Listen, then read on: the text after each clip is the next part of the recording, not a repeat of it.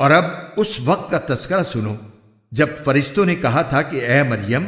بے شک اللہ نے تمہیں چن لیا ہے، تمہیں پاکیزگی عطا کی ہے اور دنیا جہان کی ساری عورتوں میں تمہیں منتخب کر کے فضیلت بخشی ہے۔ اے مریم، تم اپنے رب کی عبادت میں لگی رہو اور سجدہ کرو اور رکوع کرنے والوں کے ساتھ رکوع بھی کیا کرو۔ اے پیغمبر، یہ سب غیب کی خبریں ہیں جو ہم وحی کے ذریعے تمہیں دے رہے ہیں۔ تم اس وقت ان کے پاس نہیں تھے جب وہ یہ طے کرنے کے لیے اپنے قلم ڈال رہے تھے کہ ان میں سے کون مریم کی کفالت کرے گا، اور نہ اس وقت تم ان کے پاس تھے جب وہ اس مسئلے میں ایک دوسرے سے اختلاف کر رہے تھے۔ وہ وقت بھی یاد کرو جب فرشتوں نے مریم سے کہا تھا کہ اے مریم، اللہ تعالیٰ تمہیں اپنے ایک کلمے کی پیدائش کی خوشخبری دیتا ہے جس کا نام مسیح عیسیٰ ابن مریم ہوگا،